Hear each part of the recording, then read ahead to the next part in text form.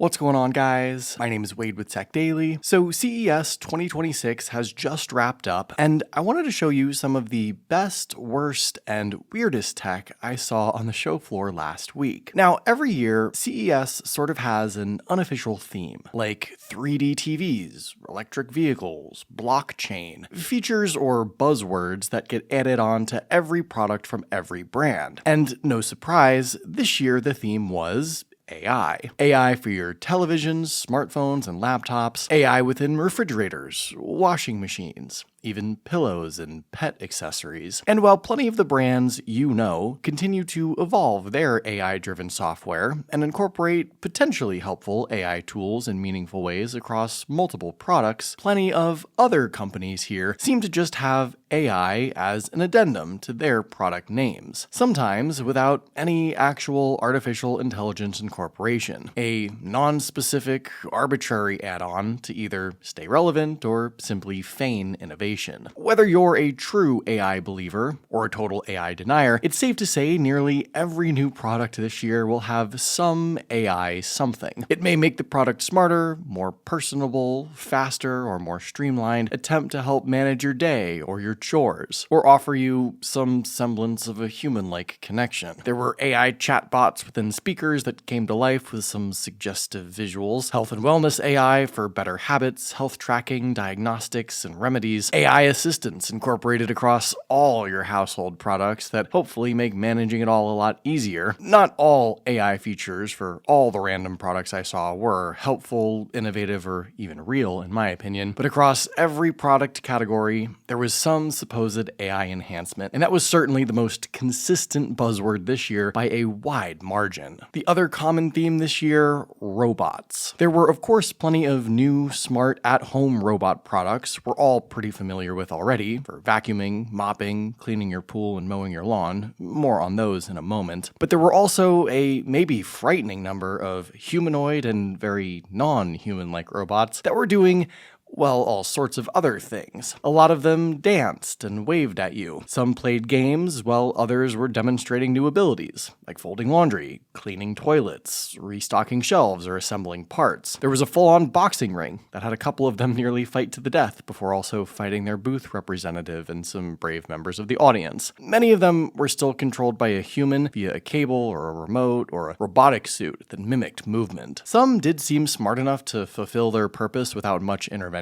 Yes, probably also thanks to AI. But in my opinion, a vast majority of the robotics projects that are trying to become consumer or industry products are still a ways away from mass adoption. And furthermore, some concepts that were showcased, like LG's Cloyd, still seem way too futuristic to even be possible. I have a hard time believing this little guy could actually yield me a zero-labor home, where it prepares breakfasts, does my laundry, handles my schedule, and tidies up the house while I'm away. It just seems like real life has way too many variables for even the smartest and most dexterous robot, especially if you have pets or kids. TCL, by the way, still thinks this creepy thing should be your baby's real-life companion. No thank you. Besides beating me at ping pong, I feel less fearful that super powerful sentient robots will take over the world. Maybe next year. Beatbot had some actually useful new robot products at their booth. It wasn't just the multiple swimming pools they somehow filled up inside the convention center that caught my eye. Beatbot is a global leader in smart pool robotics, and it was immediately clear how serious they are about truly automating pool care specifically. If you're already thinking ahead to pool season like I am, or just want a sparkly pool year-round, these are the new products you need to know about. The star of the booth was their new flagship product, the AquaSense X. Instead of just cleaning the pool and then relying on you to dump it out, rinse the filter, deal with the mess, and remember to charge it, the AquaSense X was designed to handle that whole process from start to finish now. And it really cemented the idea that this is a fully automated pool cleaning system. A big part of this all-in-one automated experience comes from the new Astro Rinse self-cleaning station that pairs with it. After the AquaSense X finishes its job, cleaning the pool from top to bottom, you'll dock it, and then from there, a high-pressure rotating nozzle rinses and backflushes the filter inside, pushing all the debris directly into a sealed 22-liter bin inside the station. The whole process only takes a few minutes, and when it's finished, the robot is clean, charging, and would be ready to go again without anyone touching a thing. There is very little ongoing maintenance required to keep the system running. That 22-liter debris bin is massive, and Beatbot says it can hold weeks or even months of debris before needing to be emptied. It's clearly built for people who want pool ownership to feel as hands-off as possible, especially during off-seasons when leaves and debris pile up quickly. Their robot is powered by Beatbot's hybrid sense AI vision system, which ensures the AquaSense X does not just randomly move around the pool. It actively scans for debris on both the pool floor and water surface, identifying up to 40 different types of debris and adjusting its cleaning path as it goes along. It handles the floor, walls, waterline, surface debris, and shallow areas, and this is something you rarely see with cordless automated pool cleaning systems. AquaSense X was also built to handle the variables and uniqueness of most pools. It can detect steps, tanning ledges, and shallow platforms. It's also able to safely climb onto all those areas and clean them without getting stuck or falling off. No one's pool is a perfect single-depth rectangle. And one other feature that Beatbot highlighted was its water clarifying ability. AquaSense X is capable of automatically dispensing a clarifying agent, helping improve water clarity while it cleans. And that really makes the AquaSense X and its AstroRinse base station a complete pool care system rather than just a simple cleaning robot. To top it all off, Beatbot was collecting the awards for this new AquaSense X, including a 2026 CES Innovation Award presented by the CTA, which recognizes standout design in engineering and consumer tech. If you want to add this to your backyard this summer, it'll be launching in March. You can secure yours with just a $250 early deposit, and that'll also unlock a 4-year full unit replacement warranty. Beatbot also had their Sora 70 on display, which is capable of a similarly comprehensive clean on the surface and down below. It packs 6,800 gallons per hour of suction power and jet pulse technology, so it can guide the debris towards its opening and scoop it up with ease while quickly cruising around, under, and along your pool. Every surface, every corner, and every depth is tackled so that every leaf, stick, and branch is sucked up. And one more unexpected thing I also saw was their robo-turtle named Turtini. This was a conceptual prototype designed for environmental monitoring and research. It moved through the water in a lifelike way and showed how Beatbot's robotics technology could extend into areas like water research and conservation. It was not something you could buy, but it definitely made the booth more interesting and hinted at where their technology could go next. If you want to learn more about Beatbot's AquaSense X or the Sora 70, check out the links in the video description to stay updated, and thanks so much to Beatbot for sponsoring this video. Samsung had a massive presence at CES this year, so much so that their press conference and standalone first look experience basically stole the attention of everyone on the very first night. They talked a lot about multi-device AI integration as well, but there were really 3 things here that I cared most about. The first, of course, is Samsung's all-new Z Trifold. Now, this isn't technically new for CES. Samsung actually announced this in December in South Korea, but this was my and a lot of other people's first time seeing it in person, and folding it and unfolding it, and also trying to figure out if maybe this is the future of foldables. It's called the Trifold not because it folds 3 times, but because it folds into 3 sort of panels, I guess you could say. There's a 6.5-inch external screen that's similar to the Z Fold 7, but a little different dimensions, and then you double unfold the 3 sections to unveil a massive 10-inch dynamic AMOLED 2X main display with a 120Hz refresh rate and up to 1600 nits of peak brightness. Now, to me, this is truly what a foldable form factor should unlock. The Z Trifold essentially becomes a tablet, both in overall size and functionality. There's new multitasking integration and Samsung DeX support, along with just the visual consistency of a better aspect ratio and more optimized OS. It's powered by the Snapdragon 8 Elite chip, 16 GB of RAM, and a 5600 mAh battery. And it has the triple lens camera setup from the Z Fold 7 as well. There's really no compromises here from what I can see, but there are a couple of quirks. The Z Trifold is super thin, unfolded, and when you fold it back up, it's obviously thicker than, well, almost anything you can think of. It's not quite 3 phones stacked on top of each other, but it is still a little chunky. The panels lay very flat though, and honestly, props to Samsung for even making this form factor happen. Also, you have to fold it a certain way or else the phone freaks out a little. I feel like I need to make a whole separate video on the Z Trifold, especially since it sounds like it will be coming to more places, including the US, very soon. Over in their laptop section, Samsung didn't just show one new notebook, they actually actually introduced the full Galaxy Book 6 series, including the Galaxy Book 6 Ultra, Book 6 Pro, and regular Galaxy Book 6. These are built on Intel Core Ultra series processors designed to handle heavy workloads and new on-device AI features, of course. The displays are dynamic AMOLED 2X touch panels protected by Gorilla Glass, and Samsung is promising up to 30 hours of battery life. The Book 6 Ultra is just 15.4 millimeters thin, while the Book 6 Pro is 11.9 millimeters thin, both noticeably thinner over last year's models. Samsung also added vapor chamber cooling across the higher-end models to keep performance consistent under load. They redesigned the keyboard, the speaker setup, and a number of other things, and I think this is a great laptop lineup for this year. And then there were the TVs, where Samsung went big in almost every sense of the word. They unveiled upgraded OLED and micro LED models, along with an enormous 130-inch R95H micro RGB TV, which pairs its extreme size with advanced AI-based image processing and rich color coverage. Micro RGB was actually another TV-specific theme we saw all throughout CES. And Samsung is also pushing quantum dot and next-gen QD OLED tech in some of their other models, plus things like AI upscaling, adaptive sound, and enhanced smart features that tie the TV into the wider Samsung ecosystem of products. Samsung is also expanding lifestyle-focused models like the Frame with new size options, so there's truly something for every room and viewing preference. TVs in general are, of course, a big topic at CES, and across all the major brands, there was a big focus on,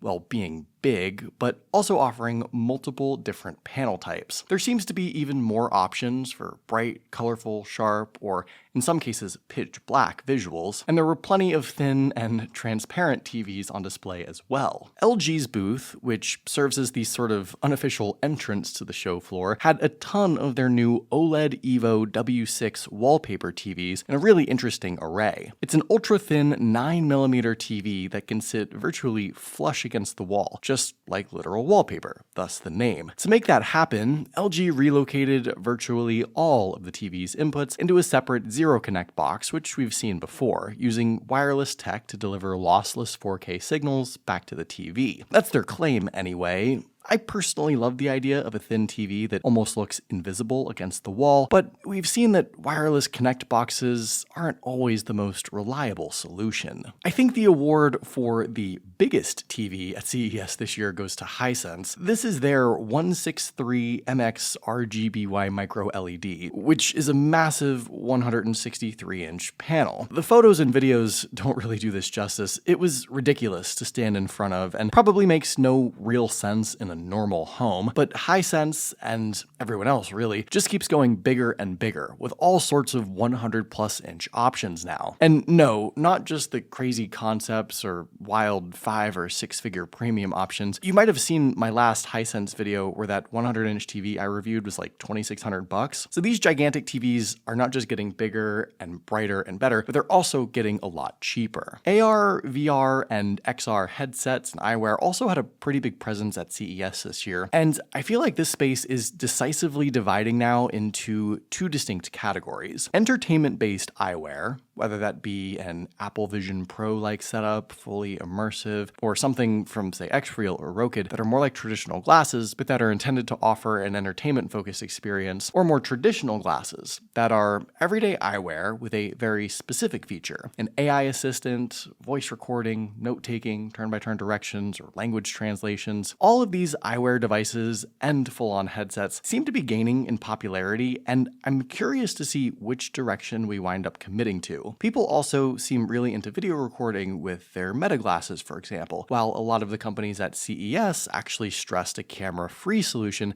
citing privacy concerns. So it's nice to have so many options with different features, and like I said, I'm mainly curious to see now if we're headed towards a more streamlined and decisive mass-adopted product, or if the dozen-plus eyewear and headset companies out there right now will continue to just be competing in this space with so many different options available. Unlike in years years past. I personally didn't come across a ton of car tech at CES this year, at least not any new full-on EVs or road vehicles. Yes, Sony continues to showcase their Afeela, which no is probably never actually going to be mass-produced. I mean, this thing has been the centerpiece of their booth for, what, like 8 years now? I think they just store these prototype cars at the LVCC year-round at this point. But there were no major OEMs announcing any new models. Previous years, CES saw the likes of Dodge and GM having a presence, and companies like Faraday Future, Lucid, Tog, and others all fighting for the spotlight. There was a lot in the realm of self-driving tech. Waymo, for example, was showing off their new robot taxi, and it was actually out on the road throughout the week. And there were a ton of personal mobility devices, scooters, e-bikes, roller skates, skateboards, but the days of the next big thing in EV being a CES staple seem to be behind us, or at least on pause for right now, which I suppose is okay, but I do miss the hype and hubbub we used to see in having a half a dozen new EV prototypes scattered around the convention center floor. And a few final thoughts on CES as a whole. This year, the show floor and surrounding strip felt busy.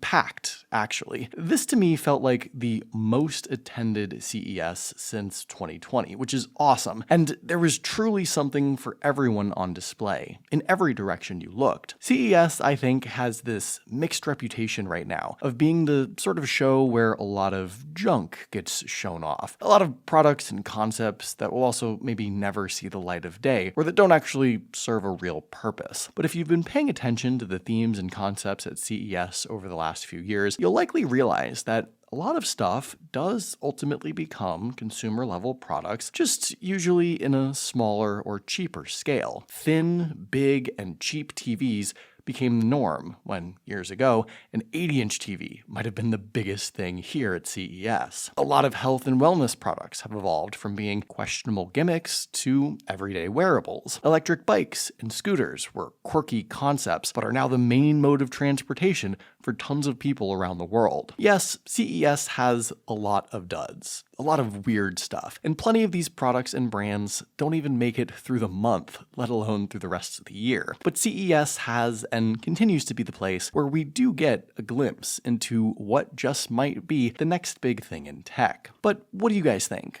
Was there anything else at CES this year that you saw that looked cool, interesting, or downright bizarre? Let me know in the comments down below. I'd love to hear your thoughts, of course. Hopefully you guys did enjoy this video though. Be sure to follow TechDaily on Twitter and subscribe to the TechDaily YouTube channel if you haven't already, and I'll see you guys later.